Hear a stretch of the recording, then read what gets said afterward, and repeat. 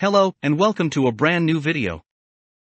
Today, I'm going to talk about Leonardo da Vinci notebooks.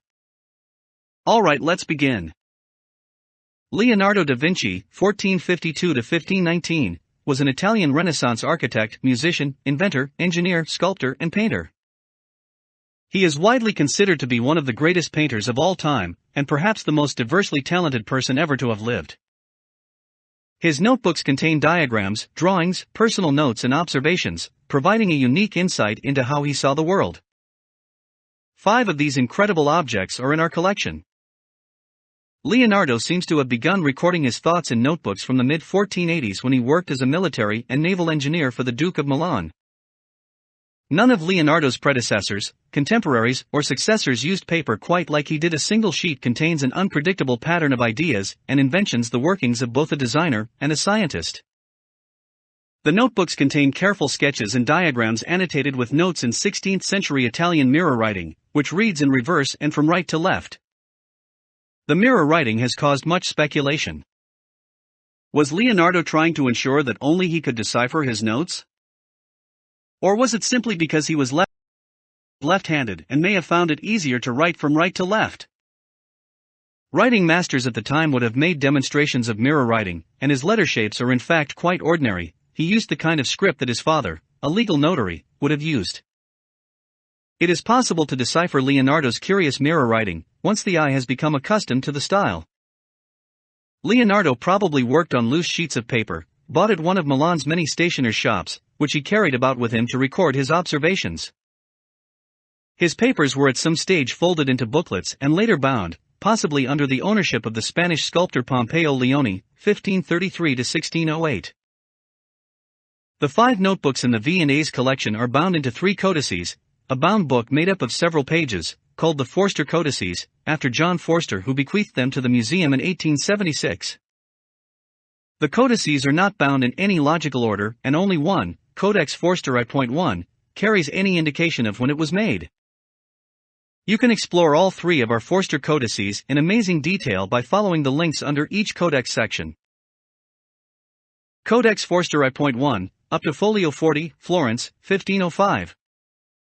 A note in Leonardo's own hand gives this notebook a title, Libro titolato di Trasformation, and dates it to July 1505.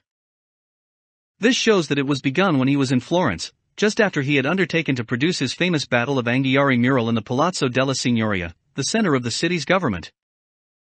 The notes consider the measurement of solid bodies and the problems of relating changes in shape to those of volume, a branch of mathematics known today as topology. Codex Forster I.2, from folio 41, Milan, about 1487 to 90. The earliest of the V&A's notebooks, it was compiled around 1487 to 90 when Leonardo was a servant of the Sforza Duke in Milan. The writing on a few sheets of this notebook extend beyond the inner margins, suggesting that Leonardo wrote them before the sheets were folded into the booklet as it survives today. It contains notes and diagrams for devices relating to hydraulic engineering and on the moving and raising of water. Leonardo was renowned for designing elaborate devices for entertaining guests at courts and in noble houses, particularly water clocks and fountains. One design, for the French governor of Milan, was elaborately automated, with a mechanical man as a bell ringer. You can explore the complete Codex Forster I, and in amazing detail, in our page viewer by following the link below. Codex Forster 2.1, up to folio 63, Milan, about 1495. This notebook was compiled around 1495. It contains notes on the theory of proportions and mentions the work of Leonardo's colleague in Milan, a famous mathematician named Luca Pacioli, died about 1514. It also contains a good deal of miscellaneous material, bells, and a striking mechanism, a portrait of the general of the Franciscan order, Francesco Nanni Samson, and a passage discussing the postures of a group at a table, possibly relating to Leonardo's work on the Last Supper fresco in Santa Maria del Grazie in Milan, begun in about 1495. Codex Forster 2.2, from folio 64, Milan, 1495 to 97. Made up between about 1495 and 1497, Codex Forster 2.2 has extensive notes on the theory of weights, traction, stresses and balances.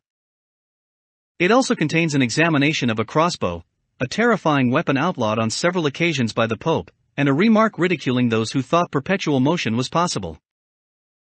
Some of the ideas recorded on the page below investigate perpetual motion, the concept of a hypothetical machine which, once activated, would run forever, like a wheel which never stops turning. Leonardo made several thorough studies of perpetual motion, though eventually rejected the theory.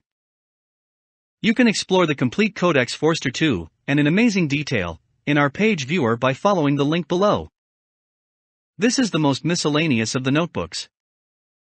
Interspersed with notes on geometry, weights and hydraulics are sketches of a horse's legs, perhaps connected with Leonardo's work on an equestrian statue for the founder of the Sforza dynasty, drawings of hats and clothes that may have been ideas for costumes at balls, and an account of the anatomy of the human head.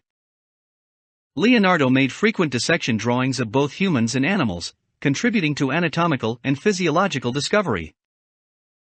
You can explore the complete Codex Forster 3, and in amazing detail, in our page viewer by following the link below.